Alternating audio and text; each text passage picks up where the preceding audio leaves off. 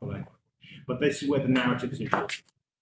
The practice as research, research as practice is basically what I've been banging on about for the last 6 months in terms of what it is you're trying to do. How is your practice data? How does data reflect itself in your practice? And that end cycle that goes round and round until you finish some thinking. It doesn't have to be a finished piece, it's just finished thinking. Now, before I move on to the next slide, any questions? Where's the PPT? Sorry. No, did you submit into Teams? The PPT? Wait. Where's the PPT? Well, this one? Yeah. PowerPoint. Sorry. Slide, yes. Oh, okay. Oh, you mean it's? Yeah, I said you. No, okay. Yeah. I want to make sure everyone's in. I'll share it with you after the class. Okay. Thanks a lot. It's over there too. Sorry, Eric, what do you say?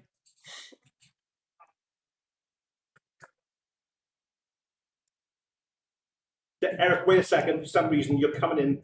It sounds like you're about 55 miles away.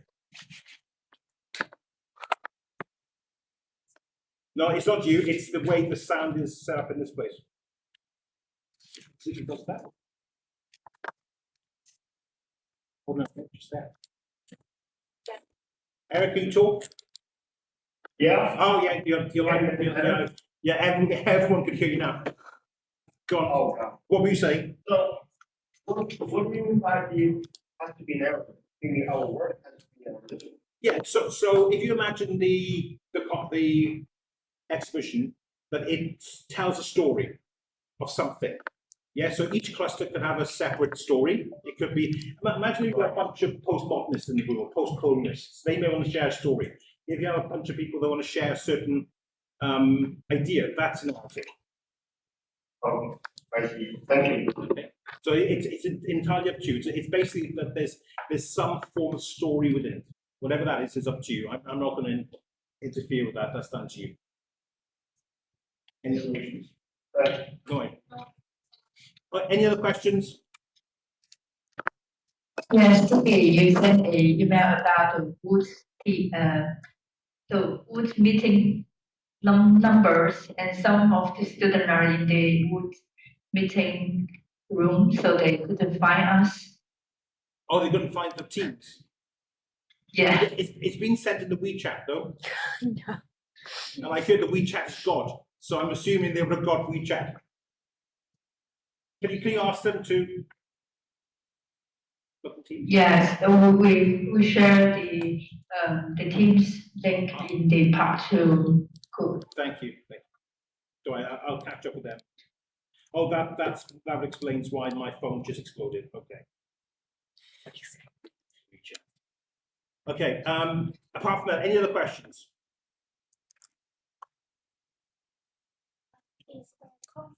That's Jessica. Is the conference together with the exhibition? Wait a second. June's talking. Say again. Is the conference together Actually, with the exhibition? can you hear me? Yeah, wait 1 second. Wait 1 second. Someone's talking in the room. I'll be with you in 1 second. Is the conference together with the exhibition at July? July 17th is talking about 17th. July 17th. But the exhibition. No, it can be linked in terms of whatever ideas you discuss in your exhibition. Hello, Jessica. Hello, Jessica. Hello, everyone. Hello, Jessica. Hello, Jessica. Hi, Hi. Yeah, is this, hi.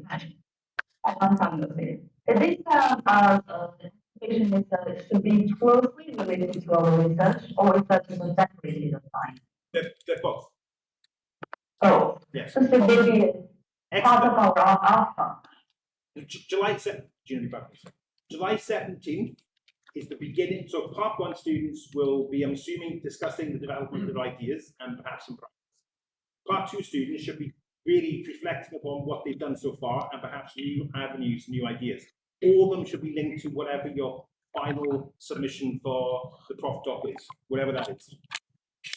Okay. Yeah, that's right. So I want everything. I don't want. I mean, unless you're bored of your prof doc, you want to do something new. But ideally, we all link to your work, because then we can just it'll be a good form of feedback. Okay. Okay. So, Jenny, is this part, could this be sort of like one of their outcomes from the part 2? Yeah. Yes, yeah. So it's one of the outcomes. So it's that in the email I sent you today. That's why I want these two to be linked together and so on. So, in a way, they would show their work, and then they would write something as a kind of reflection on that experience showing. Yeah, or it could be writing on their process of making it. It depends on what stage they want to discuss. It could be a bit of both. I suppose this is why part 1 and part 2 they'll have different stages where they are currently. So it depends on that. So the exhibition, sorry, the conference in July is just trying to gauge where they are currently. So they really need to document that to speak. So it would have to be very well documented in terms of photographs, etc., so that they can discuss it with their supervisors. Because if it's in Paris, it's really nice if the supervisors could go. It's kind of unlikely the supervisors to see it. So they need to document it and almost document it for a reader, don't they? Like whoever might be the final reader of their work. That would be part of the documentation process. Yeah. Okay. So one of the things we'll do, hopefully, university we get funding is to take is to film it all, to get someone up there to film all the process and interview students on site as well. So Great. Okay. That's a good one. Thank you. Evie, do you say something? No. Oh, I'm sorry. Sorry. In the middle of voices, I thought I heard you. I think this does. I have a question. Okay. Hi, can you hear me? I can. Okay. If at that moment, my project is not that finished yet, so the exhibition it can be a work in progress. Yes. Right? Yeah. I mean, we want to focus everyone's minds on what if you are doing practice, what that practice will look like. We need to make sure everyone knows what that is, as opposed to just going in blindly with the idea of practice-led research. Well, what does that mean? So that you're covered for the 2 years for the part 1 students, and part 2 you don't waste your time, I suppose, in areas that may not be that efficient. But yeah, work in progress is fine. And this idea of a residuum is very discursive in that, you could talk about, whatever's being put up there, you could talk about it in terms of whether you take it forward or whether it sits as a moment, of thought almost, something that's left behind, isn't it? So it's a really lovely word. It is nice. It's yeah, I just think it allows for so much scope, and it doesn't put pressure on students to have a final piece. It could be just. It's sort of almost similar to, I've never heard of residuum before, by the way, Timmy, but it's almost like it suggests the idea of a trace, doesn't it? Or yeah, it's beautiful. It's a lovely word. No questions? Okay. So this is where it gets fun. Well, it gets fun for the left in the room and Julia online, because that's over to you now, do more work. Okay, so these are some of the questions we need to start thinking about. The theme of the exhibition, residuum obviously is, what is left, but within there are clusters. So you need to start thinking about what that is. How can you answer that question unless you know what your practice would be or your main ideas would be? How do you interpret residuum within your practice? What are the traces? What are the trace elements? What's left? What's left behind? What is the purpose of the exhibition? So in London, you may say London exhibition is for a work in progress, as Jodie mentioned, and the final one could be, the Paris one could be for the final piece, or maybe you're thinking, I'm not going to finish something in that context in the first 2 in the next 2 years, so both of them are going to be just stages on my journey. It's possible. What work can you display? My email's completed. Does it reflect your research or is in some way purely new? And this is the interesting one for me. How will success be measured? What will be a successful piece for you? What will that look like? And I think that's a difficult question to answer. If you think, well, okay, well, how do we measure success? But I suppose in some sense, as Judy pointed to, you have to start thinking about what the research means, what the practice is, its relationship to your thinking. So can you measure that in some way? Target audience, obvious one. How many people will be in the clusters? So this is where you start thinking about how you can connect with each other. And how will the work be created and displayed? Now, all these things are not to be defined today, next week, or next month. They take time. But you do have to start thinking about this in some form. Part one, you got to start thinking about that immediately, because August 19th, you've got to submit work about this. So it's more immediate for you. Part two, it's an ongoing process. In terms of these questions, does anyone want to take a look at success? How would you rate success in your work or in this exhibition? What would that look like? I suppose simple, you could say people buy my artwork or something. That's one way. But outside of that, what will you see as being successful?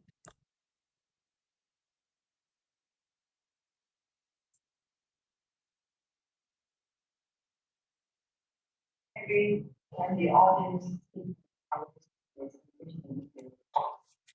because of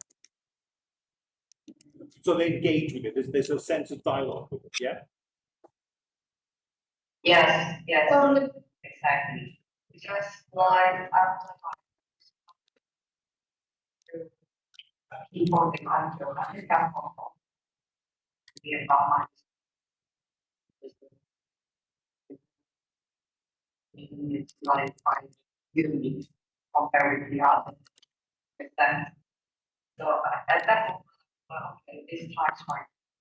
Comparison No, but because I got like these kind of sorry for the exhibition, trying to use it into really good formats. no, but I'm glad you mentioned that. You keep your supposed to say those who went to Paris and have had other experiences of the conferences, success could be measured by the level of discussion or debate after it. In some sense, you may want to, it could be that way. And so, in terms of the exhibition, I think we have to start thinking about what it means, because the reason, a deeper question is, whatever you regard as successful has to be linked to what you hope to communicate to the audience or to an observer. Because how else can you measure success? I feel like it's more our self-judgment or how to meet our research goals. Right. No, I don't know, whatever that sound is. This will be typing. You're typing. I didn't know it was. Sorry. Okay. Shay, was that? Yeah, I feel like.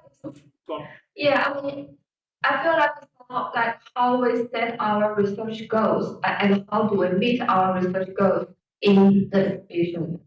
Like because everyone's research is different and we have different goals or objectives. We have many objectives. Maybe we can meet one or two objectives during the exhibition. Maybe they could achieve something. Yeah. Okay, and then if that's a level of success, then I suppose the question is, well, how would you prove it? You can say it met, you have a research goal. Well, how do you prove that it's been met? How would you define that?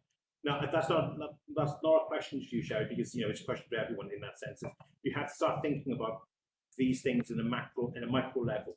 We say research goal. Okay, well, one thing. How do you meet it? What does it look like when it's met? Is it agreed that it's been met? Supervisors may say, actually, you need to push yourself a little bit further. So there's conversations and dialogues we had with you for part two with your supervisors about what this means. For part one, you've got to start thinking about what this means to you as well. It's just simple questions. I think we just have to start asking very simple questions because everything can get really complicated quickly. What do we mean by success? What do we want to show? How do we know we've achieved it? You must know many people who say, "Oh, I was happy back in 2015." You say, "I knew in 2015 you were miserable." "Oh no, I was happy." And you say, "No, you weren't." How many times we reach something and we aren't aware that we've actually met it? We've reached the point that we may have success or we've reached our goal. So I think it's a case of us, once again, as Julia said, is documenting some of these things down and plainly write it down. This is what I deem to be success. This is what I think success has been met, and then share that with the supervisors or the team. And then have a conversation about it. Don't go in and just assume that it's a given, because I don't think it is, and I really don't think it is that way. So if we go back to Residium itself,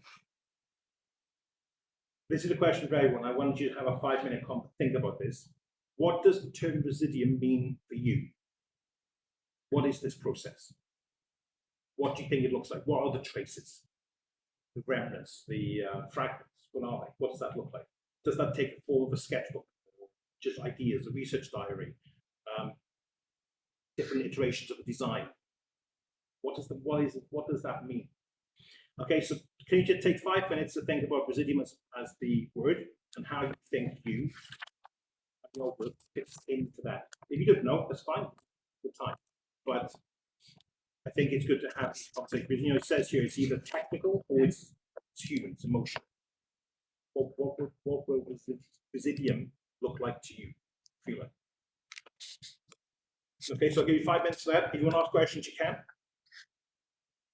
Or I'll check my WeChat and see if we're doing it the old-fashioned Chinese way, where I just get bombarded with chats.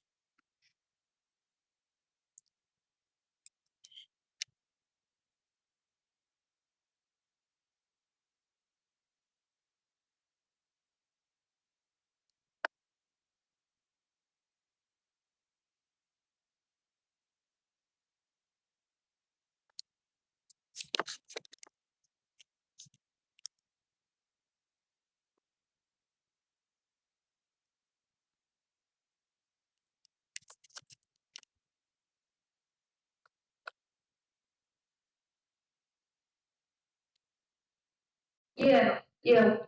When I collecting the interviews or the text data, I can find a lot of interesting things. Maybe some of them they are beyond my research, some of them they are inside my research. So I mean the beyond part it can be the residue.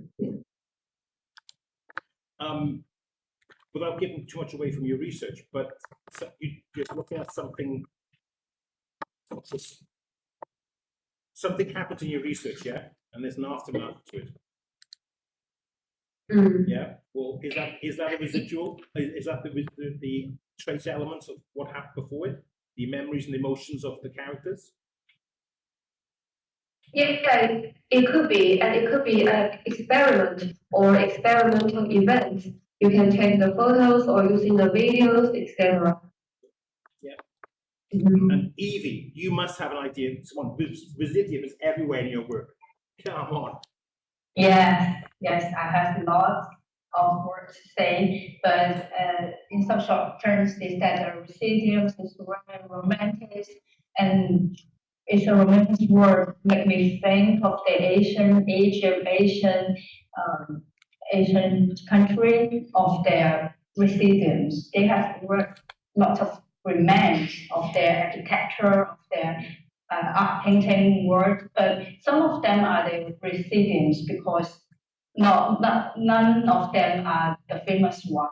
It's not all of them the famous one. So for me, in the AI century, I would say that we create some residuums in some AI trace or use the internet to create some data trace that maybe become the history in 100 years ago. Not 100 years away. We trace those residuums as the history. But actually, when we create those residuum, not create a residuum, when we create an artwork, it always with the residuums inside, and we wouldn't trace them as a famous art one of the artists, but in the history, maybe we create something that we think is it's non-slaves, is unconscious, we will treat it as the recipients. So for me, in my research, the recipients would be part of the data and the trace in our internet, something that we make the process of unconsciousness. We do something and we document the recipients of it. Okay, good. I mean, on a very simple level as well, aren't all of us a form of residuum? Aren't we? We're trace elements of past, parents, culture, where we are the products of things left behind. You know, anyone interested in heritage isn't today's heritage of Residium of the past in terms of traces of cultural changes in architecture, ideas, politics, etc. So in some sense, you yourself, artist or designer, you're part of that process as well.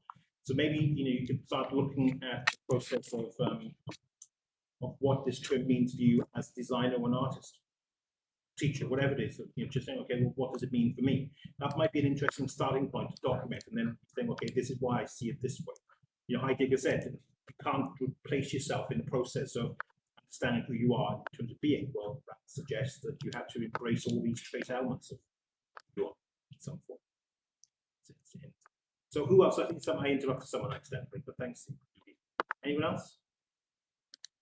Oh yeah, and I also think about the 3D models we made or the design files we are doing and throw them in the trash can now.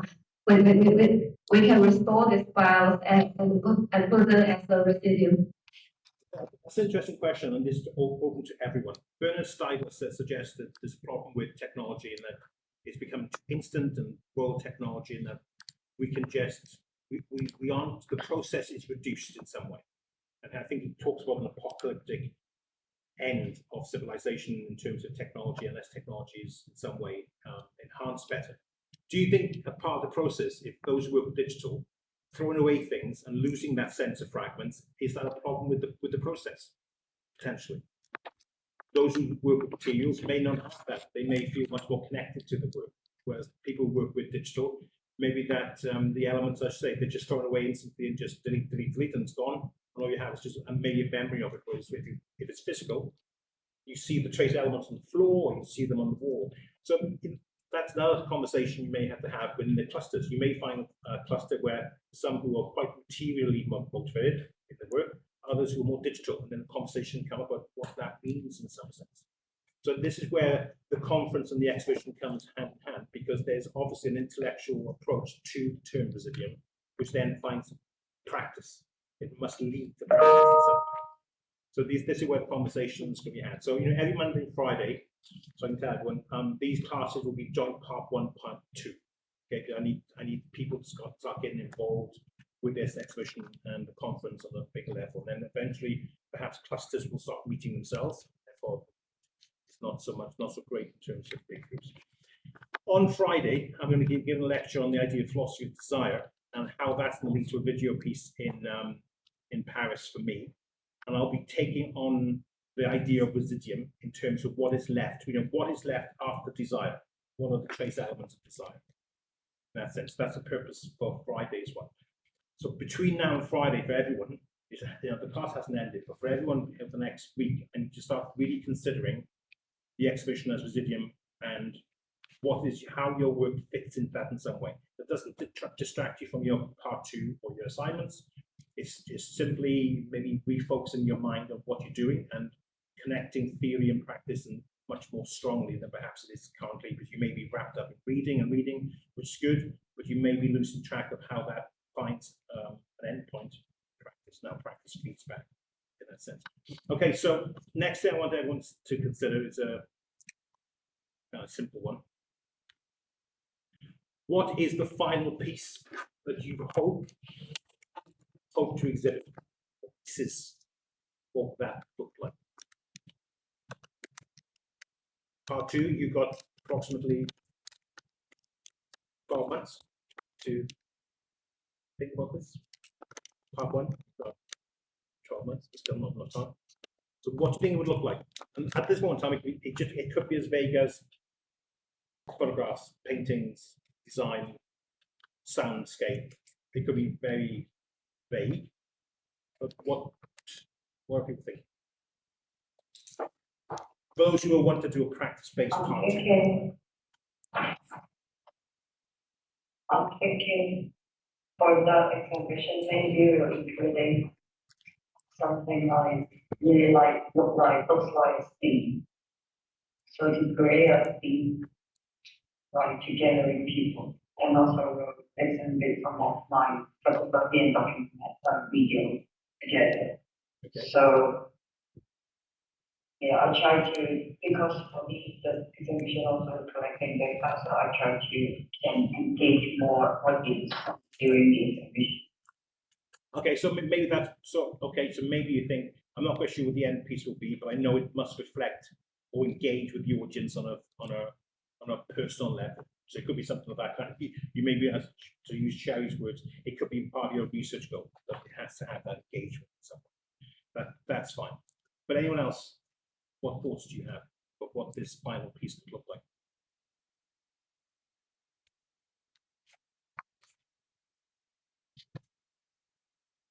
I'll put it this way, I'm not going to be stuck in Paris on my own with a collection of stuff that I don't know what the hell you're talking about. People say, what's this about? Well, I don't know what this is about.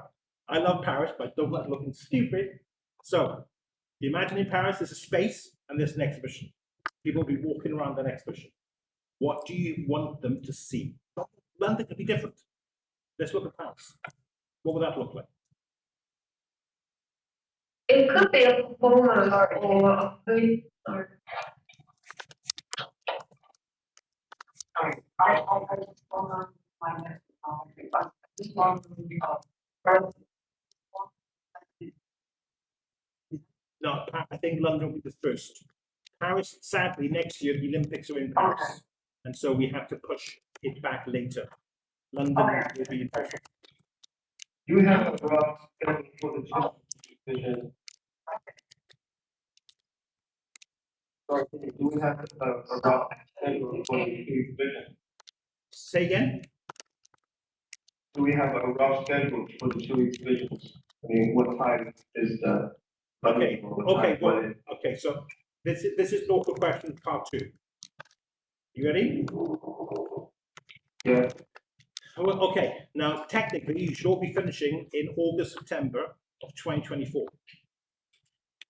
Which means any time after that, yeah, well, the Paris, yeah. So any time after that, you will should have finished pieces. So this is why we have to, and we were trying to focus your minds on this idea of an end point. Of course, there will be changes to your research and what have you, but it's the idea is that you think I'm not going to be finished by 2024, and maybe next year. So you're working as well. Well, then you have to make an amendment to what it is you think you can show. And then when we have another year after, with part 1's here and part 2, you have another exhibition. You may say, okay, in that one I'll have something to show.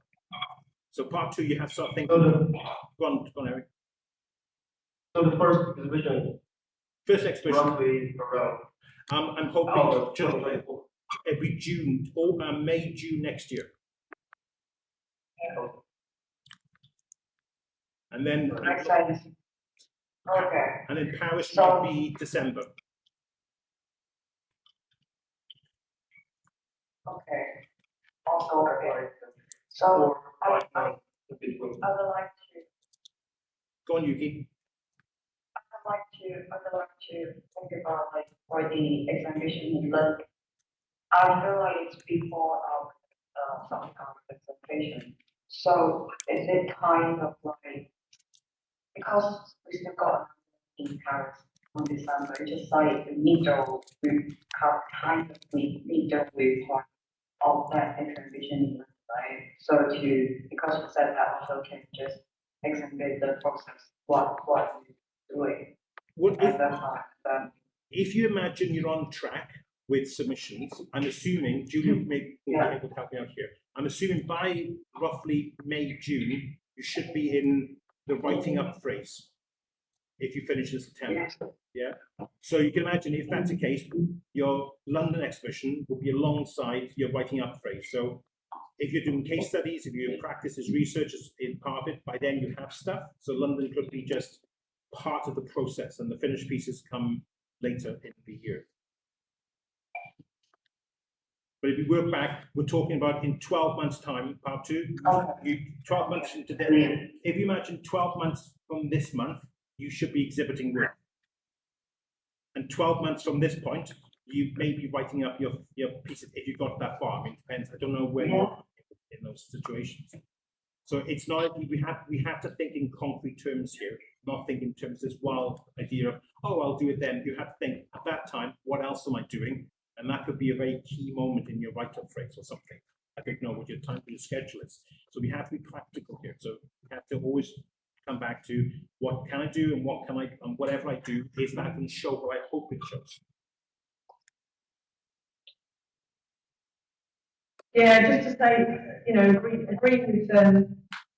with Timmy. I think if anybody wants to, they can probably, you know, extend, you know, you put in a form and you extend the deadlines a little bit for the Part 2 students because there were delays in starting, not for everybody, but for a good percentage of the group.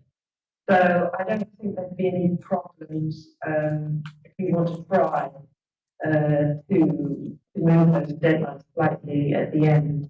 And then you could maybe embed, you could use in a way exhibitions and things that you're doing as a reason why you might like to have time to write up information from the exhibitions and things like that. They can be good.